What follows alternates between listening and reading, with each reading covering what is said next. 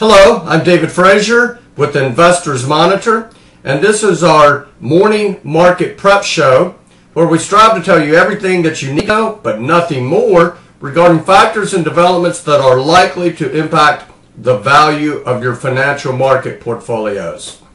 Well, a few minutes ago on Friday, September 4th, we got the latest non-farm payrolls report from the U.S. Department of Labor, which showed that 173,000 new jobs were created in non-farm sectors of the U.S. economy during August.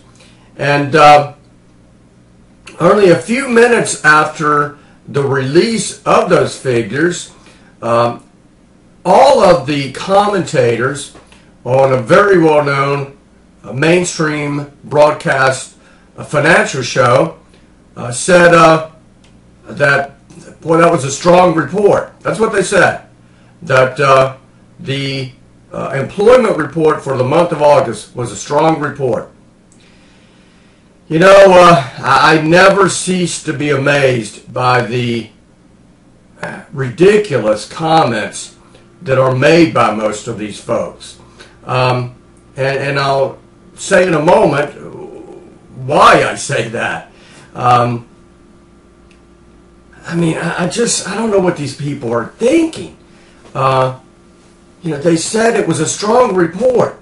Well, some of you probably know this, but many of you probably don't, and that is that studies have shown that somewhere between 210,000 and 250,000 jobs need to be created every month here in the United States just to keep pace with population growth. So, if only 173,000 jobs were created during August, which is obviously substantially below that $210,000 to $250,000 range, how in the world could these folks, these esteemed persons, two of them, supposedly esteemed economists, think that the jobs report for the month of August was a strong report? I just don't get it. Now, something else that I tell you on a fairly regular basis is, or something I encourage you to do, and that is not to pay much attention to, and really even to ignore for the most part, the majority of Wall Street analysts and Wall Street economists and portfolio managers. And in my latest example, those folks on average had estimated that 217,000 jobs were created last month. But instead, only 173,000 jobs were created, and that was obviously way off the mark. Now, forecasting these number of jobs that are created every month is not an easy thing to do. You know, I've tried to do it, and sometimes I've been very, very good at it, and sometimes I've been way off. So but I've never claimed to be an expert in doing that. You know, I do the best I can. But surely you would think that these very highly paid Wall Street analysts and economists would be a lot better than what they are. I mean, you might as well just grab anybody out the street and ask that person to take a guess. It will probably be as good as these Wall Street analyst estimates are.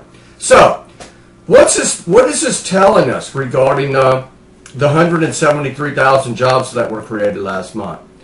Well, it's telling us the same thing that many other economic statistics have been telling us. Those telling us, folks like myself and my firm, Frazier and Mayer Research LLC, who's the provider of Investors Monitor. It's telling us that the pace of economic growth here in the United States is likely to slow over the next few months. I mean, if you have substantially fewer jobs created than what need to be created just to keep up with the pace of population growth, well, surely you're not going to see the pace of economic growth continue to increase. Now, let's combine that with another very important economic indicator that's issued by the University of Michigan every month, and that is the University of Michigan's Consumer Expectations Index. And that index is based on thousands of surveys, of phone calls that folks at the University of Michigan make every month, whereby they contact Americans and ask people what their expectations are regarding the future direction of the economy. And those expectations declined last month, and more importantly, those expectations have been trending lower since January of this year, have fallen fairly sharply since January. So American households, they don't have a lot of confidence in where the economy is headed over the next several months. So if we combine these two variables, that is the number of jobs that were created last month, and the economic expectations of households, which have deteriorated substantially over since January of this year, have trended lower over the past 8 months. Well, what do you think Americans are going to do regarding their spending habits? Are they going to go out and spend more money, or are they going to spend less money? Well, that's a no-brainer, isn't it? They're going to tighten their wallets. They're going to spend less money. And why is that important?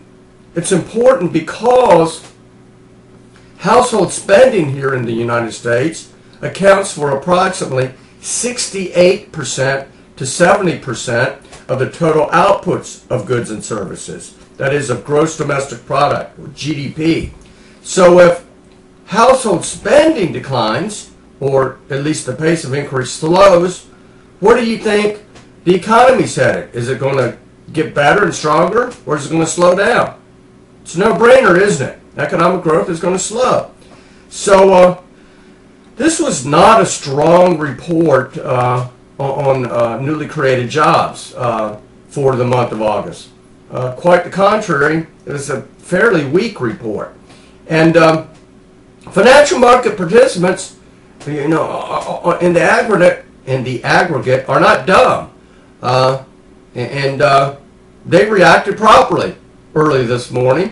And what I mean by that is, as of 8:45 today on Friday, September 4th, futures contracts for the Dow Jones Industrial Average were down approximately 180 points. So these folks on this major financial media show, they might have thought it was a strong report, or they're just lying to you. It's one of the two. But people that have money in the financial markets have interpreted it in the same way that I have. It's not a strong report. It's a weak report. So this is just one more piece of the puzzle, and we're not concerned about this here at our firm, and our clients who have listened to our advice are not concerned about it. And the reason being is because we got our clients, that is folks that subscribe to our investment journals, 100% out of stocks on May 6th of this year.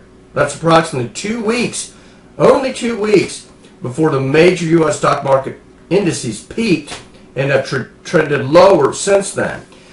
So those folks are sleeping comfortably. They're not concerned about this bad employment report. It was not a good employment report, or anything else that I've discussed over the past couple of weeks, because they're sitting in cash. They're not being hurt by this downturn in the market. They're not concerned. And if you're not one of our clients, I encourage you very strongly to go to our internet website at www.investorsmonitor.com, and on the homepage of our website is a form to subscribe to our free weekly market commentary that you can subscribe to simply by giving us inputting your name and email address. You do not need to provide us with a credit card. It's a totally free report. And if you subscribe to that, we'll provide you with our comments every week, which are based on facts, not just simply opinions, baseless opinions. They're based on facts, and a review of more than 100 economic, geopolitical, and financial statistics from around the globe every month. So we encourage you to do that, and if you're currently heavily invested in stocks, well, maybe going forward, you will not be in that situation when we experience these big downturns in stock markets around the globe. So I'm going to leave it at that, and hope you got something out of this show, and hope you tune in again this coming Monday. Thank you for watching.